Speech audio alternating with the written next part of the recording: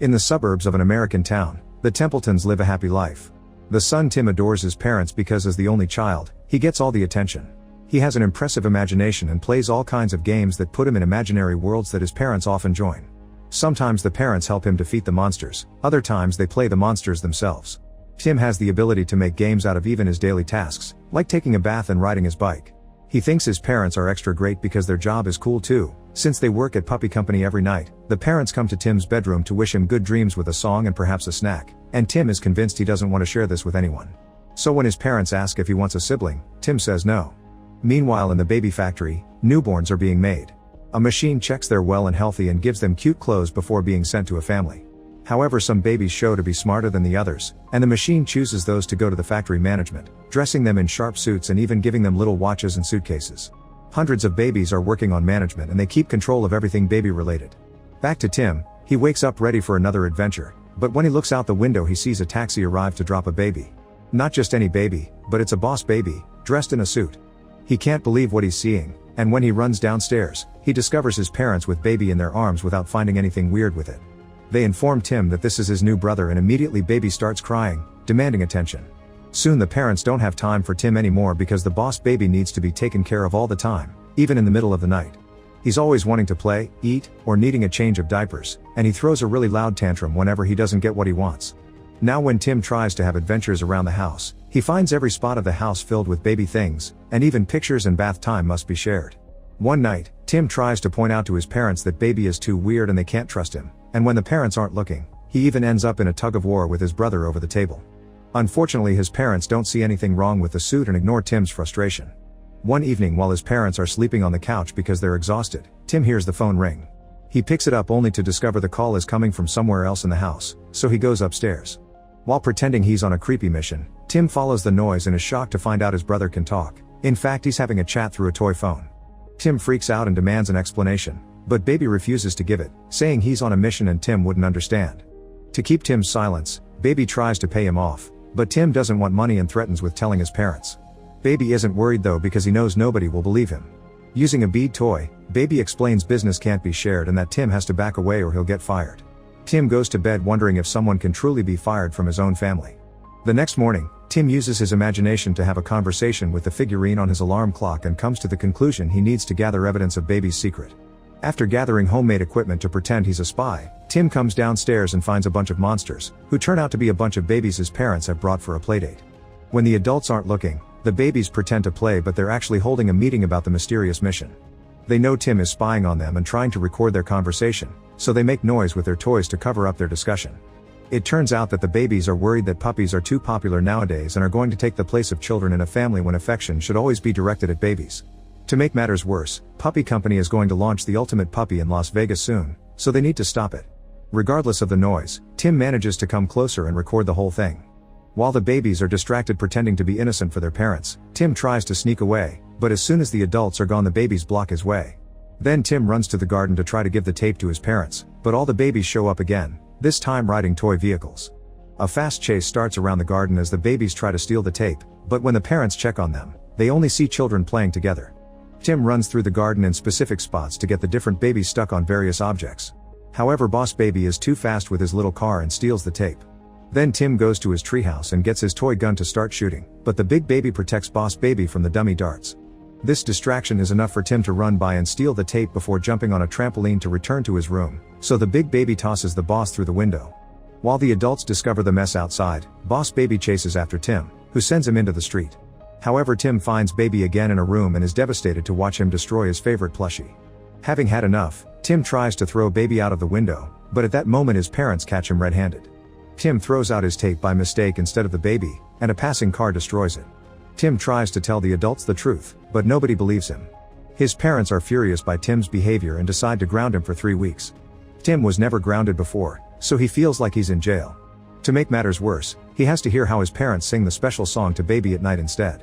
Some days later, Baby feels bad for Tim and comes to see him, offering his sympathies in a very awkward way and with money. He points out that if Tim had left him alone, nothing would have happened. Tim still wants to know what really is going on, so Baby gives Tim a pacifier, and when they start using it, their minds are transported to the baby factory as if they were holograms. Boss Baby tells Tim about smarter babies getting chosen for management, who drink a special milk that stops them from growing. He He wants a promotion so he can get a better desk and office for himself, and to achieve that, he must stop humans from liking puppies more than babies. Then Baby takes Tim through a gallery with all the management bosses from the past who also got promotions from their missions. His idol is Big Fat Boss Baby, the youngest boss in the history of the company who retired some years ago. At that moment, they see the current management boss demanding updates on the mission, so Baby quickly makes them return home. He panics because he hasn't made progress with the mission and he has 2 days left. He also explains that if he fails they'll transform him into a normal baby. That means he'll be Tim's brother for real. Wanting to stop that from happening, Tim accepts to help Baby with his mission.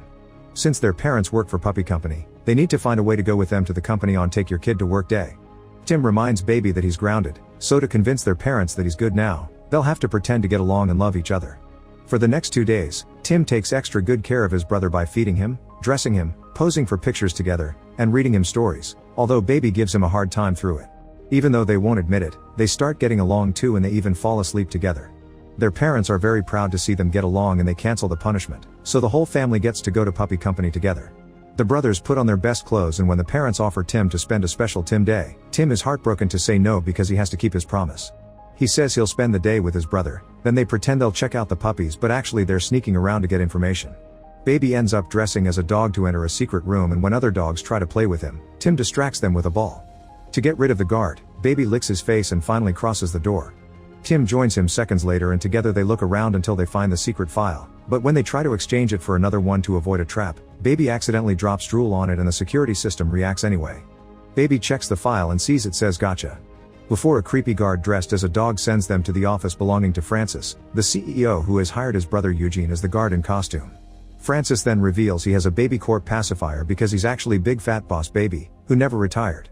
He actually lost milk privileges because he was lactose intolerant, and since he was growing old, he was fired and sent to Earth to grow up normally.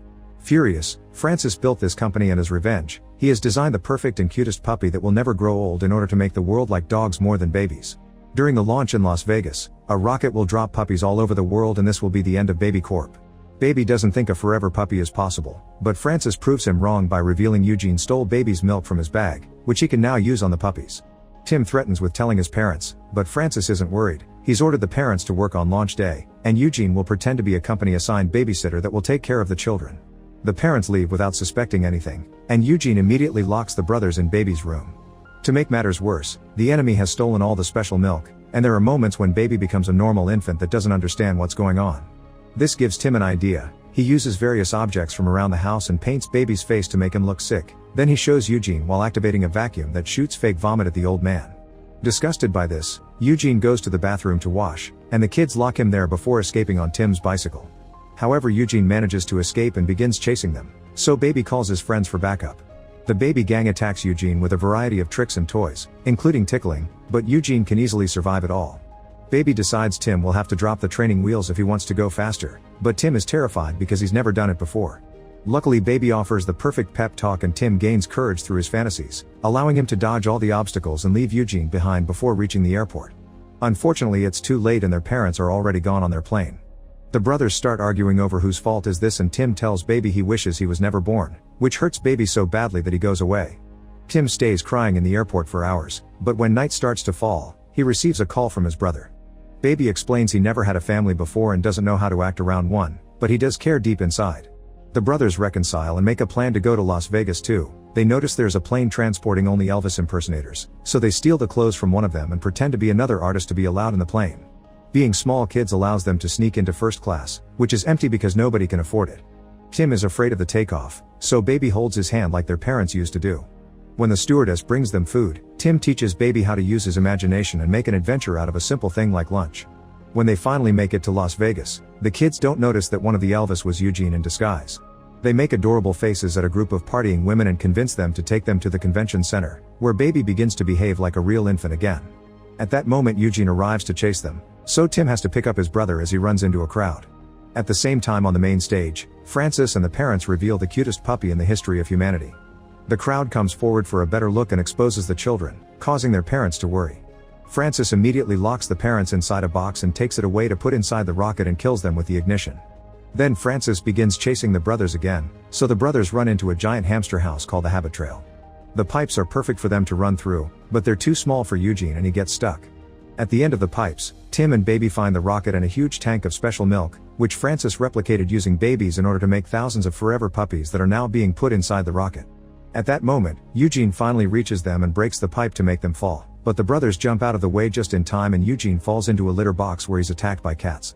The brothers run to the rocket only to find the way blocked by Francis, who starts the countdown and throws the key to the box away. Tim and Baby tickle him to move him away, but Francis quickly retaliates and causes them to fall, leaving them hanging on the edge of the platform. Baby suddenly remembers the imaginative lessons Tim taught him and pretends they're pirates, inspiring the brother to team up and fight Francis until he falls inside the milk tank. Afterward, the siblings reach the ground by jumping on the puppies with parachutes and Baby pulls a lever to free all the puppies, who take the locked box away as they run. Tim realizes Baby is stuck on the rocket because he's behaving like an infant again and he doesn't understand any words. Thankfully Tim thinks fast and begins singing the special song, gaining Baby's trust for him to jump into his arms. The brothers move to the side right before the rocket launches completely empty. Then Tim takes Baby to the tank so he can drink some milk and be himself again. Francis comes out of the tank too and reveals he's a baby again, but before he can start a fight, Eugene picks him up and promises to raise him well. Next, Baby picks the lock on the box and frees the parents, allowing the family to finally reunite and go home. Sometime later, Baby gets ready to leave. He says goodbye to the other babies and even allows the big one to hug him. Then he says goodbye to Tim while gifting him back his plushie, which he has fixed. A taxi comes to pick Baby up, and the brothers look at each other one last time while feeling sad for some reason. Shortly afterward, a special division from Baby Corp shows up at the house to modify all pictures, take away all of Baby's things, and delete the parents' memories, making it seem as if Baby had never been there. Tim tries to return to his normal life, but he realizes things aren't the same without his brother even though he has his parents' attention now. Meanwhile at the company, Baby is received as a hero with a huge celebration and he gets the big office he wanted, but he feels lonely and craving affection. A few days later, Tim remembers the beads lesson and writes a letter to Baby. When Baby receives it, he's shocked to read Tim is willing to share everything and finds a box full of beads just for himself. Excited, Baby decides to quit with a huge dramatic scene, then he takes the normal path in the factory to become normal. The next morning, Tim comes downstairs and is happy to see his brother is back to stay for good, and the parents name him Theodore. The family then lives happily ever after. This whole story is being told by an older Tim to his little daughter, who is worried about the fact he's having a sister soon. Old Theodore is also there for support, and when they look at the new baby together, the daughter is shocked to see her new sister is also wearing a suit.